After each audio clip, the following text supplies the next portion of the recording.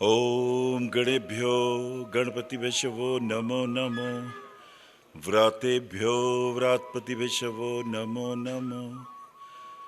ग्रीसेभ्यो ग्रीसपतिभ्यो नमो नमो। विरूपेभ्यो विश्वरूपेभ्यो नमो नमो। ओम गं गणपते नमः। आप सभी का अक्षय जी के इस अद्भुत प्रथम प्रोग्राम जो ज्योतिष का उन्होंने किया है, उसमें आपका मैं एक बार पुनः अभिनंदन और सभी का स्वागत करता हूं। मंच पर उपस्थित सभी विद्वजन, आप सभी का अभिनंदन करते हुए मूल विषय पे आता हूं। कल मैंने आपसे कहा था, विषय बहुत सारे हैं, बहुत सारी बातें हैं, और शायद विवाह के ऊपर मैंने कुछ बातें रखी थी कल कि हमारा दाम्पत्य जीवन कैसे हो, कैसे हम देखें कि हमारे दाम्पत्य जीवन में क्या क्या चीजें हमें देखनी क्या चाहिए। जन्म पत्री जब आपके सामने आती है तो एक कोई व्यक्ति अगर कहे मेरे बेटे की शादी कब होगी, मेरी बिटिया की शादी कब होगी, इसको विवाह का सुख है या नहीं, इसको पति का सुख है या नहीं, हम इसे कैसे जाने, कैसे देखें। तो इस विषय पे कुछ 2-3 चर्चाएं मैं आपसे करूंगा। इसमें बहुत सारी चीजें आ जाएंगी। गृहस्थी का सुख है या नहीं, संतान का सुख है कि नहीं, पति पत्नी की आपस में अंडरस्टैंडिंग कैसी रहेगी, विवाह के बाद पति के पूर्व संबंध कब जागृत हो जाए, उन्हें कैसे देखा जाएगा। इस विषयों पे थोड़ी थोड़ी चर्चा मैं करूंगा ताकि एक विषय अपने में पूर्णता की ओर बढ़ता हुआ चले। सबसे पहले जब भी कोई, एक तो मैं जब बोलूं तो बीच में कोई बात ना करे, क्योंकि हम कोई रटा रटाया नहीं बोलते हैं, हम वो बोलते हैं जो हमारे पास प्रेरणा आती है। और जो व्यक्ति बात करने में उत्सुक हैं वो कृपया बाहर चले जाएं, क्योंकि मैं उनमें उत्सुक नहीं हूं। जो ज्ञान सुनने में उत्सुक नहीं है उन व्यक्तियों में मैं भी उत्सुक नहीं हूं।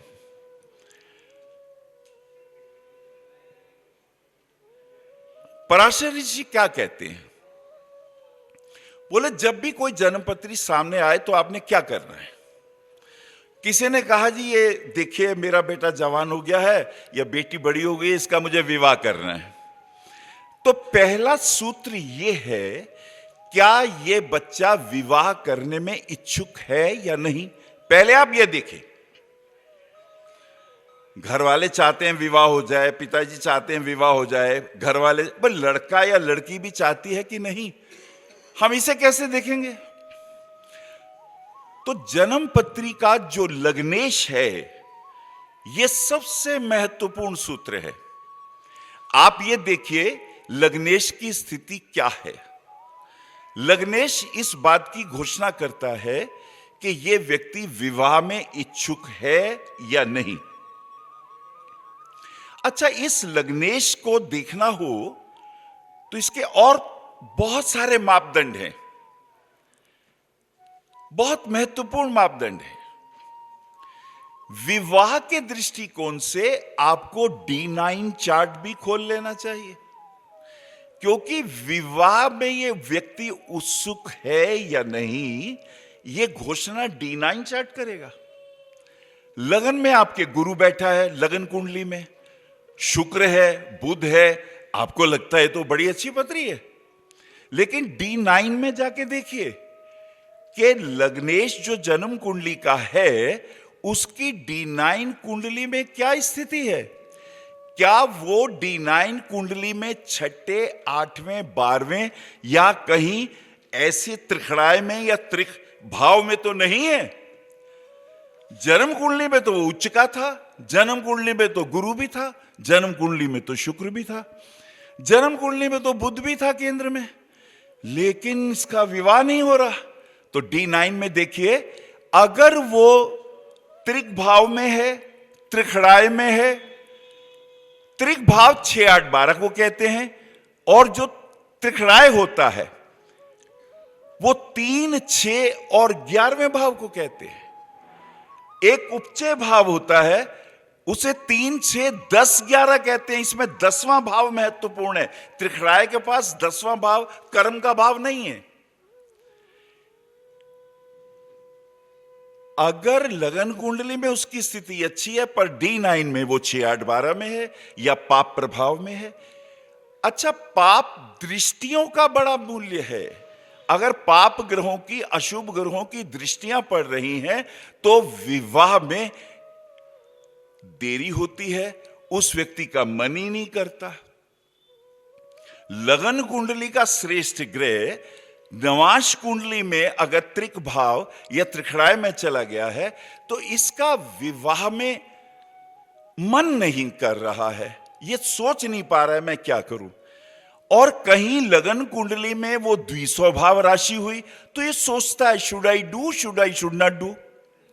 अगर लगन कुंडली में ये चर लगन है तो इसे जल्दबाजी है, ये जल्दी चाहता है कि निर्णय हो। और अगर स्थिर राशियां हैं 2, 5, 8, 11 लगन कुंडली में तो ये सोचता है जो हो तो हो, मैं ऐसा दृढ़ता से चाहता हूं। लेकिन ये तय कैसे होगा? ये D9 में होगा। अगर D9 में लगन कुंडली का लग्नेश पाप प्रभाव में है, पाप स्थानों पे है, इसके विवाह में बहुत दिक्कतें हैं। अच्छा पंडित जी ये बताइए इसका विवाह होगा या नहीं होगा? उम्र हो गई 30 साल 35 साल, जो रिश्ते देखते हैं बात ही नहीं बनती। तो अब आप ये देखिए कि अगर D9 चार्ट का लग्नेश, D9 चार्ट के लगन का स्वामी का संबंध अगर जन्म कुंडली के लग्नेश के साथ हो जाए, यह बहुत शुभ सूचना है। अगर लगन कुंडली में पाप प्रभाव भी हो लेकिन D9 चार्ट में लग्नेश का, D9 का लग्नेश और जन्म कुंडली के लग्नेश if they are aspecting each other, ये बड़ा पॉजिटिव साइन है। ये कहता है परेशानियों के बाद, दिक्कतों के बाद संबंध अच्छे हो सकते हैं। विवाह के लिए लग्नेश से ज्यादा महत्वपूर्ण D9 चार्ट है और D9 चार्ट का जो लग्नेश है यह बड़ा महत्वपूर्ण है। D9 चार्ट में यदि त्रिक भाव के स्वामी लगन कुंडली के लगन को देख लें, लग्नेश को देख लें, इसका विवाह सुखी नहीं रहेगा। फिर से सुने ये सूत्र, D9 चार्ट के त्रिक भाव के स्वामी, 6, 8, 12 के स्वामी, त्रिखड़ाय के स्वामी अगर लगन कुंडली के लग्नेश को देख लें, इसे बहुत दिक्कतें होंगी, इसे बहुत परेशानियां होंगी। छठे भाव का, अच्छा D9 का छठा भाव देखता है, रोग रिपु ऋण से दुखी रहेगा। रोग रिपु शत्रु ऋण और कोर्ट कचहरियां, D9 का छठे भाव का स्वामी अगर लगन कुंडली के लग्नेश को देखेगा तो यह संभावनाएं बढ़ जाती हैं। अगर D9 के अष्टम भाव का स्वामी लगन कुंडली के लग्नेश को देखेगा तो अचानक अकस्मात संकट आते हैं जिसका पता नहीं होता। अब एक और मजे की बात देखिए, इससे तो हमें पता चला कि इनका मन है या नहीं। अगर लगन कुंडली में पाप ग्रह भी हो, लगन कुंडली में शनि हो, राहु हो, मंगल हो, इनकी राशियां भी हो, तो ध्यान रहे लगन कुंडली का लग्नेश चाहे शनि हो, चाहे मंगल हो, चाहे कोई भी क्रूर प्लैनेट हो, वो बुरा नहीं होता। क्योंकि क्रूर प्लैनेट, पापी प्लैनेट केंद्र में अपनी अशुभता छोड़ देते हैं। एक बार फिर से सुने, लगन कुंडली में पाप ग्रह भी हो, अपने भाव के स्वामी भी हो, मान लो लगन में मकर राशि हो, कुंभ राशि हो, मेष राशि हो, वृश्चिक राशि हो, सूर्य की राशि हो, ये सब क्रूर ग्रह हैं। लेकिन अगर ये अपने ही घर में हैं तो ये नुकसान नहीं देते। क्यों? क्योंकि पापी प्लैनेट केंद्र के अंदर अपनी अशुभता छोड़ देते हैं। इसके विपरीत एक दूसरा सूत्र, अगर शुभ ग्रह लगन कुंडली में हो, गुरु की राशि धनु या मीन हो, शुक्र की राशि वृषभ या तुला हो, बुध की राशि मिथुन या कन्या हो, तो ध्यान रहे ये अपनी शुभता छोड़ देते हैं। अगर केंद्र में होंगे तो न्यूट्रल गियर में आ जाएंगे। पापी ग्रह पाप छोड़ देगा और शुभ ग्रह शुभता छोड़ देगा, तो फिर ये अशुभ कब होते हैं? यदि इनके ऊपर एस्पेक्ट किसी क्रूर ग्रह का आ जाए, अगर मकर राशि या कुंभ राशि लगन में है, इसका स्वामी शनि तंग नहीं करेगा, लेकिन अगर ये शनि के ऊपर मंगल की दृष्टि आ गई, अब ये क्रूर हो जाएगा। Aspect is a very important thing. Aspect हमेशा प्रभावित करता है। इसके विपरीत भी तो हो सकता है कि शुभ ग्रह की दृष्टि आ जाए। शुभ ग्रह की अगर दृष्टि आ जाए तो वो शुभता देता है, पाप ग्रह की दृष्टि आ जाए तो पाप देता है। अच्छा, ये कैसे तय करें कि इनका जो विवाह होगा वो कितना टिकेगा? लड़के या लड़की में से कौन बर्दाश्त करेगा? क्योंकि अक्सर एक व्यक्ति निभाता है, दूसरा नहीं निभाता। वो तो बहुत अच्छा होता है जब दोनों निभाते हैं। दोनों आजकल नहीं निभाते। दोनों नौकरी करते हैं, दोनों शाम को घर आते हैं थके हारे, और दोनों ये उम्मीद करते हैं अब हमें कोई संभाले, कोई चाय पानी पिलाए। तो अक्सर ये कोऑपरेशन आज के युग में खत्म हो गया है। ऐसे में कौन निभाता है? ये एक बहुत कीमती सूत्र मैं दे रहा हूं, इसे आप मास्टर की तरह यूज करें कि D9 चार्ट में केंद्र में अगर गुरु और शुक्र आ जाएं, इन दी D9 chart if Guru and शुक्र केंद्र में आ जाएं, तो ये नवांश कुंडली के 1000 दोषों को दूर कर देते हैं। पराशर ऋषि का बहुत कीमती सूत्र है जो आपके लिए मैं रख रहा हूं। सिर्फ गुरु को शुक्र को देखे, क्या ये केंद्र में है D9 चार्ट में? तो ये बड़ा बहुमूल्य सूत्र है। अच्छा, एक सूत्र और भी है, शुक्र और बुध को भी देख लें। अगर शुक्र और बुध D9 चार्ट के लगन में केंद्र में आ जाते हैं तो ये भी बहुत से दोषों को दूर कर देते हैं। विवाह जो है वस्तुतः वो एक संस्कार है, अंत्येष्टि संस्कार से पहले वाला संस्कार है, और दो परिवारों की लाज, दो परिवारों का प्रेम हमें निभाना होता है। यह बहुत महत्वपूर्ण है।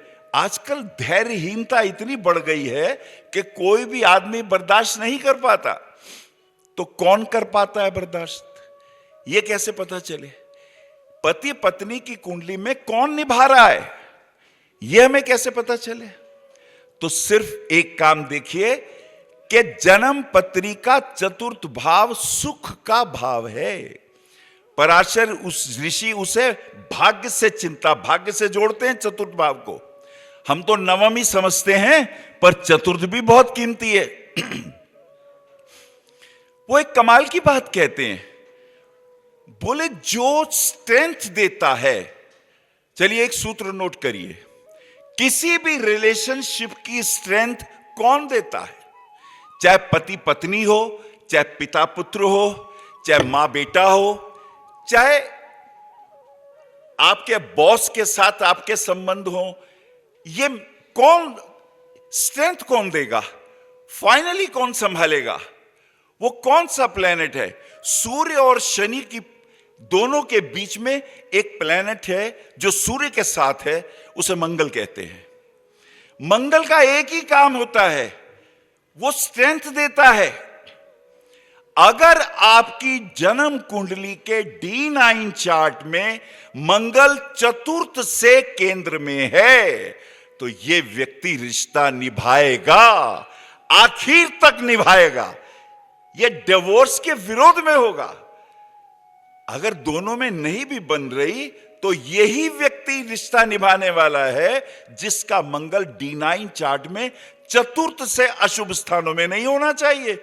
चतुर्थ स्थान सुख का है, और मंगल यह घोषणा करता है कि मैं तुम्हारे रिलेशन को निभाने की गारंटी लेता हूं। अब मंगल अगर केंद्र में आ जाता है, शुभ स्थानों में आ जाता है, तो यह व्यक्ति उस रिश्ते को आखिर तक निभाएगा, चाहे डिवोर्स हो जाए। यह नहीं चाहेगा कि डिवोर्स हो। यह आप नोट कर लीजिए पॉइंट। और अगर लड़की की पत्री में यही हो, बेशक ये रोड लड़ते हो, बेशक कोर्ट कचहरी में चले गए हो, बेशक कोर्ट से सम्मान आ गए हो, एकदम D9 चार्ट दोनों का देखो और देखो मंगल किसका केंद्र में है। जिसका केंद्र में ये निभाना चाहता है। वकील लाख मना करे, अगर मंगल केंद्र में है तो ये निभाना चाहता है। आपको बस प्यार से, धैर्य से उसको समझाना है किसी भी तरह। वो चाहता है ये रिश्ता मेरा ना टूटे, लड़की हो या लड़का। ये दो महत्वपूर्ण सूत्र। और एक महत्वपूर्ण बात आपको मैं बताता हूं कि D30 क्या ये महत्वपूर्ण बात करता है। दिस इज द मास्टर की, ये अपने पास नोट कर लीजिएगा कि वैवाहिक संबंधों को D30 से कैसे देखा जाता है।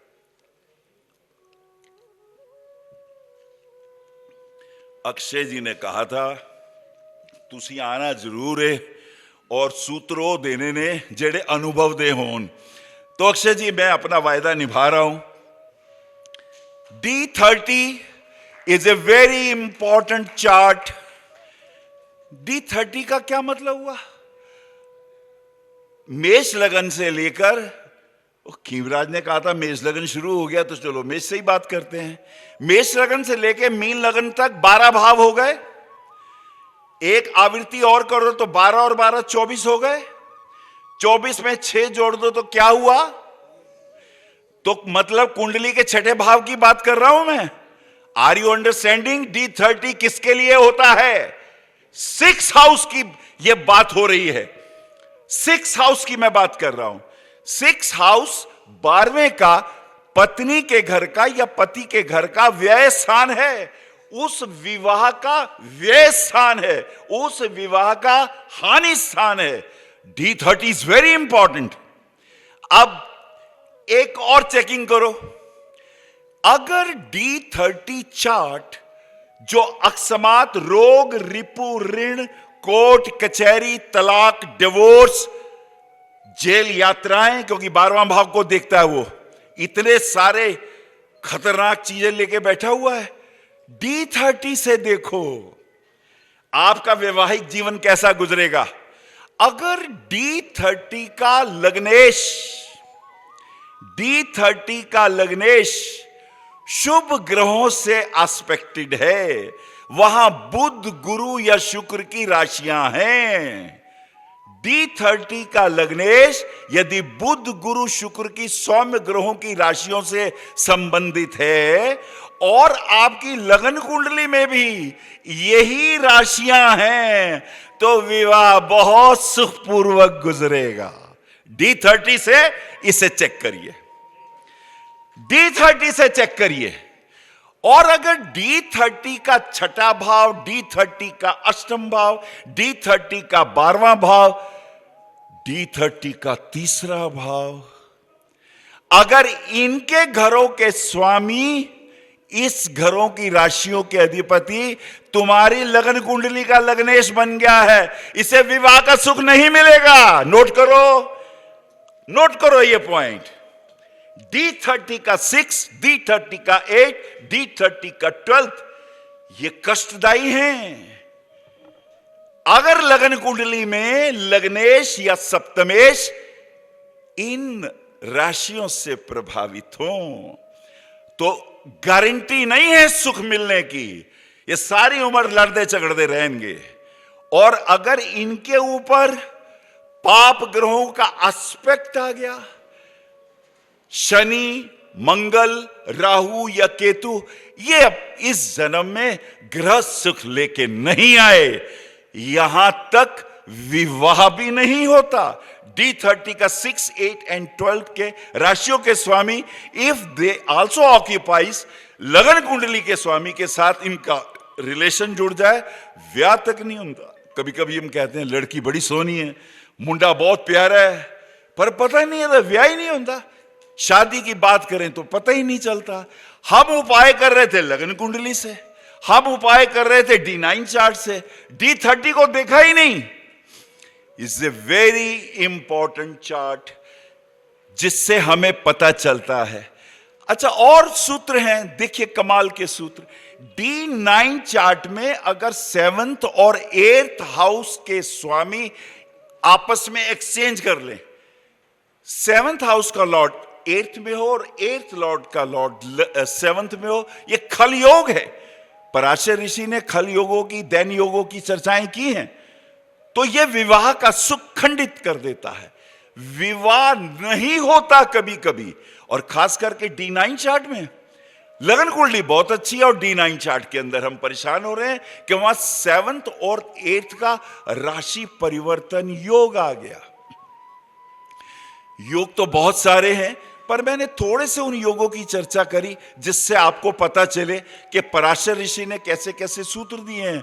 और जो लोग लाल किताब की रिसर्च करते हैं उनको भी समझ में आएगा कि बहुत सारी बातें हसीबा, खेलीबा, करीबा, ध्यानम ओते सूत्रा छुपाई हुई ने, यही चीजें जा रही हैं, कहीं अलग से नहीं आ रहा है, पर यह बड़ा इंपॉर्टेंट है। अच्छा, विवाह में और भी बहुत सारी बातें हैं। जब भी विवाह की बात हो तो आप ये देखिए, इसका लग्नेश चर लगन का है, 1, 4, 7, 10 राशि का है। इसका लग्नेश स्थिर भावों का है, 2, 5, 8, 11 का है। इसका लग्नेश द्विस्वभाव राशियों का है। एक कदी ऐदी सुनेगा तो ओदी मान लेगा, ओदी सुनेगा तो ओदी मान लेगा। कहते लाई लगे नु जेड़ा जो कहता चल पंदा। अगर आपकी लगन कुंडली का लग्नेश, अगर आपकी D9 चार्ट का लग्नेश द्विस्वभाव राशियों की हो, यह व्यक्ति निर्णय ही नहीं कर पाता, मैं ए करा कि ए करा। यह बड़ी हैरानी की बात है। और अगर स्थिर लगन है तो निर्णय सटीकता से करेगा, नहीं यही है, गलत है तो सही है तो। और अगर चर लगन है तो जल्दी से निर्णय लेगा, चाहे वो गलत हो जाए चाहे वो सही हो जाए। इसी में एक कमाल और आता है, वो मैं अगर इसमें ना जोड़ूं तो बात अधूरी रहेगी। दशाएं और अंतर दशाएं। लोग पूछते हैं गुरुजी ये कब होगा? आपने कहा सुख नहीं है, आपने कहा सुख है, तो हम तो परेशान हो रहे हैं, हमें तो न वर मिल रहा है न लड़की अच्छी मिल रही है। आप देखिए ये दशा चल रही है, ये दशा चल रही है। तो कुछ दशाओं के बारे में मैं आपको बताना चाहता हूं जिसको हम गलत समझते हैं, मिसअंडरस्टैंड करते हैं। जैसे शुक्र की दशा में शनि का अंतर क्या करता है, और शनि की दशा हो और शुक्र का अंतर हो तो ये क्या रिजल्ट देगा? ये बड़ा महत्वपूर्ण है। गुरु की दशा हो और शुक्र का अंतर हो, या शुक्र की दशा हो गुरु का अंतर हो, ये क्या फलित करेगा? ये बड़ा महत्वपूर्ण है। शनि की दशा में शुक्र और शुक्र की दशा में शनि, और ऐसे मोड़ पे हो जब हमें निर्णय लेना हो तो कैसे हम फलित करेंगे? शनि की दशा में बुध और बुध की दशा में शनि। अच्छा, सबसे खतरनाक तो सूर्य की दशा में शनि और शनि की दशा में सूर्य। इसमें हम निर्णय कैसे लें? हम तो अक्सर सोचते हैं कि अरे गुरु की दशा आ रही है और शुक्र का अंतर आ रहा है, तेरे ते मौजा ही मौजा होंगियां।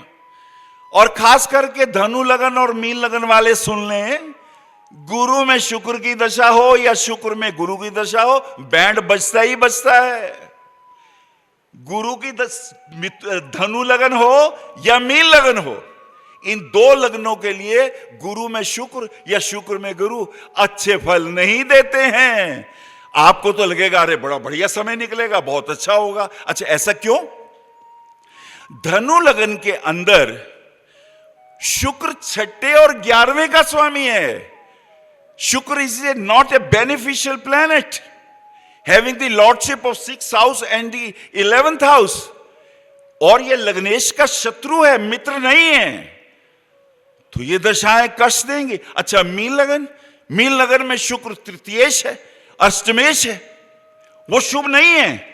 रीजनिंग बिहाइंड दैट कि ऐसे नहीं, मैं कोई बात कहूं उसके पीछे लॉजिक है कि ऐसा वो क्यों हो रहा है, क्योंकि कोई त्रिखड़ाय का स्वामी बन रहा है, कोई त्रिक भाव का स्वामी बन रहा है, इसलिए अच्छे ग्रहों की दशाएं, अंतरदशाएं आने पर भी हमें शुभ फल नहीं मिल रहे। तो शनि में शुक्र में क्या होगा?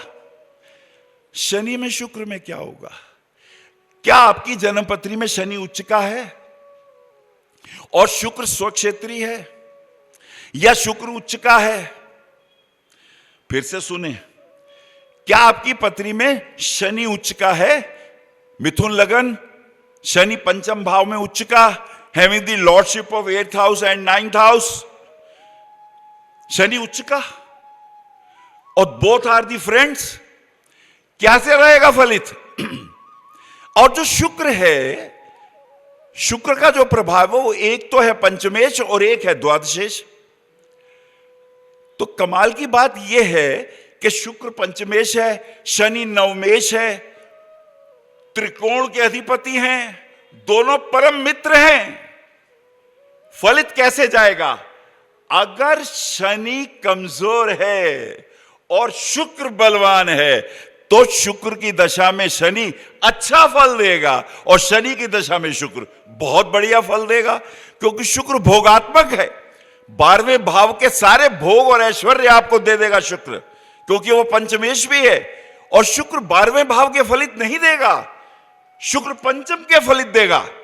जो भी ग्रह द्वितीय और 12वें भाव का स्वामी होगा वो अपनी दूसरी राशि का फलित करता है। This is the law of Parashar Rishi. आप द्वितीयेश और व्ययेश की अंतर दशाओं में उसकी जो दूसरी राशि है उसे देखें, वो कहां है, फलित वहां के मिलेंगे। और अगर शनि उच्च का है, शनि उच्च का है, शुक्र भी बहुत अच्छा है, अब क्या फलित होगा? अब फलित गलत जाएगा। क्यों? क्योंकि शनि वैराग्यवादी है, शुक्र अगर भोगवादी है तो शनि वैराग्यवादी है। शुक्र की महादशा में शनि का अंतर, अगर राजा भी होगा फकीर बना देगा, भिखारी बना देगा। शनि उसे वैराग्यता की ओर लेके जाएगा, अध्यात्म की ओर लेके जाएगा, प्रोवाइडेड इस शनि के ऊपर कोई शुभ दृष्टि आ जाए। अगर लगन में गुरु है या 11वें भाव में गुरु है या 9वें भाव में गुरु है, इसमें अगर इसका एस्पेक्ट इस उच्च के शनि की ओर है तो ये व्यक्ति संसार के सुखों को भी भोगेगा, ज्ञान और वैराग्य और अध्यात्म में भी बहुत आगे जाएगा। हमें यह देखना है कि किस ग्रह का प्रवृत्ति क्या है। अच्छा, इसमें एक और बड़ा कीमती रोल है जिसको हमें नहीं भूलना चाहिए। जन्म कुंडली में विवाह का सुख देखना हो तो सप्तम भाव विवाह की घोषणा करता है। सप्तम भाव पे शुभ ग्रहों के एस्पेक्ट विवाह में शुभता देते हैं। सप्तम भाव पर पाप ग्रहों के एस्पेक्ट विवाह में परेशानियां लाते हैं, रुकावटें लाते हैं। लेकिन स्त्रियों की पत्री में विवाह का कारक गुरु है, पुरुष की पत्री में विवाह का कारक शुक्र है। इसलिए जो मैंने थोड़ी देर पहले D9 चार्ट में शुक्र और गुरु को केंद्र में बोला था, तो दोनों के कारक D9 चार्ट में केंद्र में आने से दोनों को सुख देने वाले बन जाते हैं। अगर कारकास के ऊपर पुरुषों के लिए शुक्र और स्त्रियों के लिए गुरु, इन पे पाप प्रभाव ना हो तो ये शुभता देने की ताकत रखते हैं। किसी भाव में शुभ ग्रह हो उससे अच्छा ये होता है उस पर शुभ ग्रह की दृष्टि हो। दृष्टि aspect is very very important. और इसमें भी एक दृष्टि बहुत चमत्कारी है, उस दृष्टि को कहते हैं पृष्ठगामिनी दृष्टि। क्या कहते हैं? पृष्ठगामिनी दृष्टि इज द मोर इंपॉर्टेंट।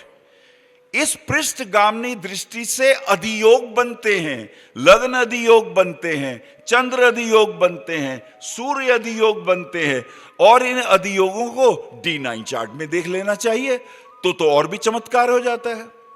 जैसे अब छठा भाव त्रिक भाव है, अष्टम भाव यह भी त्रिक भाव है। लेकिन अगर छठे भाव में और अष्टम भाव में दो शुभ ग्रह आ जाएं, शुक्र आ जाए, बुध आ जाए, गुरु आ जाए, तो यह पृष्ठगामिनी दृष्टि बनती है। क्योंकि अष्टम भाव का शुभ ग्रह द्वितीय भाव को देखेगा, कुटुंब स्थान को देखेगा और चतुर्थ भाव को देखेगा अगर गुरु होगा तो नवी दृष्टि से। तो कुटुंब की भी रक्षा हो गई और जो सुख का भाव है वो भी एनलाइटेड हो गया। और अगर छठे भाव में, जिससे हम समझ लेते हैं ये तो बुरा हो गया, वो 12वें भाव को देखेगा जो भोग का है। जो 12वें भाव को देखेगा, जो संसार के सारे ऐश्वर्य को देने वाला है। शुभ एस्पेक्ट शुभता देता है। Aspect is very important. तो ये जो अधियोग के नियम हैं, ये चंद्र कुंडली से भी देखने चाहिए, ये नहीं कि लगन कुंडली से ही देखने। आप चंद्रमा से देखें, चंद्रमा से 6ठे और 8वें क्या शुभ ग्रह है, कह दो यार बच्चा मौज करेगा, ऐश करेगा, क्योंकि 33% तो चंद्रमा घोषणा करता है, 33% लगन घोषणा करता है। अगर लगन कुंडली में 6ठे और 8वें में शुभ ग्रह है तो 33% की घोषणा वहां आ गई। और अगर सूर्य कुंडली से भी 6ठे और 8वें शुभ ग्रह है तो 33 की घोषणा यहां आ गई। अब वो लोग जिनके लगन में चंद्र और सूर्य दोनों हैं, वो व्यक्ति जिनके लगन में चंद्र और सूर्य दोनों हैं, अब अगर 6ठे 8वें में शुभ ग्रह है तो ये तो पौ 12 है। इसका तो लगन फिजिकल, इसका तो चंद्रमा मानसिक ऑरा, और इसका सूर्य आत्मिक तेज, तीनों टॉप कर गया। और तालियां तो बजा दो, सुते हुए लोगों, जागे तो सही। क्या कीमती बात कह रहा हूं। अमावस्या का प्रभाव खत्म। चंद्र सूर्य इकट्ठे, अमावस्या। चंद्रमा सूर्य को कहते हैं आ, चंद्रमा को कहते हैं मां, वत्स्या को कहते हैं दोनों का एक साथ होना। पिता और माता का एक साथ आशीर्वाद तब मिलता है यदि पृष्ठगामियां दृष्टि मिलती हो। तो टेंशन नहीं लेनी आपने। विवाह के बहुत सारे और सूत्र हैं, पर मैंने आपको कुछ थोड़े से सूत्र रखे इसलिए कि आपको यह पता चले कि कुंडलियों में कितनी बातें इंपॉर्टेंट होती हैं। और एक बात का ध्यान रखें, सूर्य और शनि की जब दशा अंतरदशा हो तो याद रखें, सूर्य अपनी अंतरदशा में हानि नहीं देता, शनि देता है। सूर्य पिता है, सूर्य अपने बच्चे को पालता है, बच्चा कितना ही पैड़ा हुए, सूर्य हमेशा अपने बच्चों का ध्यान रखता है। सूर्य और शनि की दशा में क्या कमाल है, अगर मान लीजिए सूर्य और शनि में सूर्य नीच का हो गया, शनि तभी तो उच्च का होगा। अगर शनि उच्च का है, मिथुन लगन, पंचम भाव, तुला राशि, सूर्य नीच का, वही शनि भी है वो उच्च का। अब सूर्य जो है ये इसका पराक्रम अधिपति है, ये इसका तृतीयेश है, तृतीयेश जो है वो नीच का हो गया। अब इसे नीच भंग भी प्राप्त है। अच्छा, कल एक मित्र ने बोला था कि नीच भंग अच्छा होता है, व्यक्ति मेहनत करते करते आगे बढ़ता है। कल एक मित्र ने बोला था, बहुत अच्छी बात बोली थी, आपको साधुवाद। नीच भंग का यह मतलब है तुम्हें श्रम करना होगा, तुम्हें मेहनत करनी होगी, मेहनत करके श्रम करके तुम आगे बढ़ सकते हो। नीच भंग का यह मतलब नहीं कि एकदम आपने राजा बनना है। योग ये घोषणा करते हैं कि ये तुम्हारी जन्मपत्री में पिछले जन्मों के कर्मों के कारण ये योग बने हैं। क्या तुम इस योग को प्राप्त करना चाहोगे? योग को प्राप्त करने के लिए अगर सूर्य नीच का मिला है, भूल के भी अपने पिता की अवज्ञा मत करना। पिता आपके जीवन में क्या मूल्य रखता है इसको आपका अंदाज भी नहीं है, आपको अंदाजा ही नहीं है। अभी भी यहां पर अनंत आत्माएं भटक रही हैं जीवन पाने के लिए। उन्हें जीवन नहीं मिल रहा, शरीर नहीं मिल रहा। दाता पिता होता है। पिता क्या ही वीर गण पुत्र की उत्पत्ति करता है, माता नहीं करती। माता के पास सिर्फ धारण करने की क्षमता है। माता को इसलिए पृथ्वी कहा है, धरती कहा है, जो धैर्यमयी है।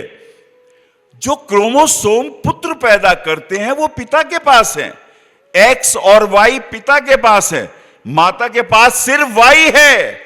माता सिर्फ लड़कियां ही पैदा कर सकती है, वो पुत्र कभी नहीं दे सकती। पुत्र पिता देगा। अगर उसका वाई क्रोमोसोम उसके एक्स क्रोमोसोम से मिलेगा तभी पुत्र मिलेगा, तभी इन आत्माओं को पुत्र रूप में जन्म मिलेगा। तो यहां जितने लोग बैठे हैं तालियां बजा लो, कैसे कर्म किए हैं तुमने, और उस पिता को प्रणाम करो जिसके कारण तुम्हें मौका मिला इस संसार में शरीर धारण करने का। शरीर धारण करने के बाद भी यदि सत्कर्म नहीं किए, कम से कम इतना तो कर लो, जिन्होंने तुम्हें जीवन दिया, पिता ने तुम्हें अवसर दिया और मां ने 9 महीने उस अवसर को संभाल के रखा माली की तरह। ऐसे माता पिता के प्रति कृतज्ञता आज के युग में। आपके अवतार क्या कहते हैं?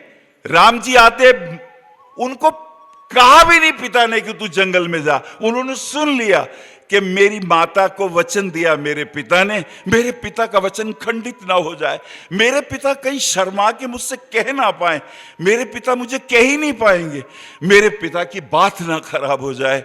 राम जंगल की ओर चल दिए। वो जवानी पूजनीय है जो माता पिता के वचनों को निभाने के लिए जंगल की ओर प्रस्थान कर जाती है। जवानी वही कीमती है। और फिर उसके साथ उसके भाई भी जा रहे हैं, सीता भी साथ जा रही है, आपको सबको पता है। तो आपका सूर्य अगर पत्री में नीच का है तो पिता बहुत महत्वपूर्ण है आपके लिए, इसकी अवज्ञा ना हो, इसका मान सम्मान हो। चंद्रमा नीच का है तो यह बड़ा महत्वपूर्ण है। चंद्रमा अगर नीच का होता है तो व्यक्ति का जो मन है वो व्यथित होता है। वो क्षण में तोला, क्षण में कभी कुछ, उससे बहुत मेहनत, बहुत श्रम करनी पड़ती है। लेकिन उसके पास एक सौभाग्य है कि वो वृश्चिक राशि में नीच का होता है और वृश्चिक राशि में मंगल उसे असीम धैर्य प्रदान करता है। जिसका भी नीच का चंद्रमा होगा वो या तो बहुत बड़ा खिलाड़ी होगा, वो नेगेटिव एनर्जी को भांपने की क्षमता रखता है, वो असाधारण योद्धा होता है, वो आसानी से पराजित नहीं होता और किसी की भी बात को आसानी से लेता भी नहीं है। वो अपने तर्क के तराजू पे तोलता है क्योंकि चंद्रमा वहां मंगल की राशि में है और मंगल उसका मित्र है। मंगल कहता है भाई मैं हूं ना तेरे साथ। ये जो रिलेशनशिप है ग्रहों की, ये हमारा परिचय देती है। अगर किसी की पत्री में कोई ग्रह उच्च का है, इसका मतलब पूर्व जन्मों में इसने ये श्रेष्ठ कर्म कर लिए हैं। इस जन्म में तुम्हें वो मेंटेन करने हैं। इस जन्म में तुम अगर एवरेस्ट पे चले जाओगे, कब तक रहोगे? फिर नीचे उतरना ही पड़ेगा। और जिसका नीच का है वो भाग्यवान है, उन्हें उच्च के होने का गौरव प्राप्त है। वो मेहनत करके ऊंचाइयां प्राप्त कर सकते हैं। आपकी जन्म कुंडली बहुत कीमती है। आपकी जन्म कुंडली में पराशर ऋषि ने बड़े रहस्य भरे हुए हैं। इतने रहस्य हैं कि मैं आपको क्या बताऊं। मेरा हर बार मन करता है कि जब मैं आऊं किसी को कुछ ना कुछ मास्टर की कोई ऐसा सूत्र दे जाऊं जिससे आप लोगों को एक बहुत अच्छाई और आनंद मिले। कल एक मित्र ने योगिनी दशा पे बात की थी। योगिनी दशा का बड़ा महिमा मंडल किया था। बात तो सही है, लेकिन योगिनी किसके लिए है? पराशर ऋषि ने जो विष्णुत्री का गुणगान किया, क्यों किया? अरे सर्किल में 360 डिग्रियां होती हैं। 360 डिग्रियों के त्रिकोण बनाओगे तो 120 अंश का एक त्रिकोण बनेगा। अगर तुम पराशरी विष्णुत्री दशा पे ध्यान नहीं दोगे तो पंचम और नवम त्रिकोण के रहस्यों से दूर रह जाओगे। तो सारे राजयोग जो चतुर्थ और पंचम और जो खास करके नवम और दशम लगन से बनते हैं, उनसे तुम चूक जाओगे। अगर पत्री में दीर्घायु है, विष्णुत्री देख लो। अगर पत्री में अल्पायु है, योगिनी भी देख लो। और इनके भी रहस्य हैं कि योगिनी को कहां देखना है। क्या लग्न कुंडली में देखना है कि D9 में देखना है, या D60 में देखना है, या D30 में देखना है? कौन सी दशा को, चर दशा को जेमिनी की कहां देखना है? अब जेमिनी से पूछो शादी की बात तो एक बड़ा प्यारी मास्टर की देते हैं। बोले देखो दारा, वहां पर जेमिनी का अपना ढंग है देखने का। दारात्मक ग्रह को पकड़ो कहां है।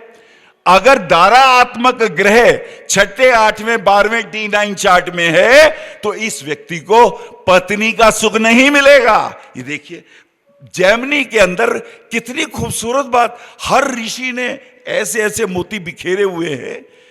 वो कहते बस दारात्मक ग्रह को देखो। अमात्य कारक हैं, आप जानते हैं कौन कौन होते हैं। अगर दारात्मक ग्रह D9 में केंद्र में है, D9 में त्रिकोण में है, शुभ ग्रहों द्वारा एस्पेक्टेड है, इसे गृहस्थी का सुख मिलेगा ही मिलेगा, चाहे कितने भी उसमें संकट और तकलीफें हों। अब इसमें एक महत्वपूर्ण बात मैं कहना चाहूंगा। पता चल गया जी मेरी कुंडली में कष्ट ज्यादा हैं, तकलीफें ज्यादा हैं, परेशानियां ज्यादा हैं, तो एक सूत्र ध्यान से रखो, जो मैं अब कहने जा रहा हूं ये महत्वपूर्ण है। आपकी प्रार्थना आपका इष्ट देव आगे पहुंचाता है। आपको पता होना चाहिए आपका इष्ट देव कौन है, यह बड़ा महत्वपूर्ण है। ये पूरे ब्रह्मांड में परमात्मा ने बड़े प्यारे प्यारे सिस्टम बना रखे हैं, प्यारे प्यारे मंत्री संतरी बना रखे हैं और सबको काम सौंप रखे हैं। अगर आपको अपने इष्ट देव का पता है, थ्रू इष्ट देव वो व्यक्ति है, गाइड है, वो व्यक्ति इस संसार में आपका गॉडफादर है, जो आपके दुख सुखों में आपकी सहायता करता है, जो दुख सुखों में आपकी प्रार्थनाओं को ऊपर लेके जाता है और ऊपर के आदेशों को आप तक लाता है। आपको पता होना चाहिए। इसके लिए आपको अपनी तिथि का ज्ञान चाहिए कि आपका जन्म कौन सी तिथि में हुआ, कौन से नक्षत्र में हुआ। नक्षत्र इज वेरी इंपॉर्टेंट। नक्षत्र पे भांबी जी कल बोलेंगे, वो आपके लिए मैं छोड़ता हूं। ये बहुत प्यारी बातें करेंगे, बहुत रिसर्च है भांबी जी की। तिथि जो है उसमें तथागत छिपा हुआ है, तिथि में तथ्य छिपा है, तिथि में तथ्यगत छिपा है, और तिथि का एक देवता है। अगर आपकी चतुर्थी तिथि में जन्म है तो चतुर्थी के जो देव हैं वो गणेश जी हैं। ध्यान से समझें, चतुर्थी के देव कौन है? गणेश जी हैं। अगर आपका जन्म सप्तमी तिथि को हुआ है तो आपके देव कौन है? भगवान सूर्य हैं। आपको तिथियों के देव मालूम होने चाहिए। अमावस्या को जन्म हुआ है तो आपके देवता कौन है? पितृदेव हैं। अगर पूर्णिमा को जन्म हुआ है तो आपके देवता चंद्रमा हैं। अब चंद्रमा के देव अधिदेव कौन है? वो इष्ट देव होते हैं।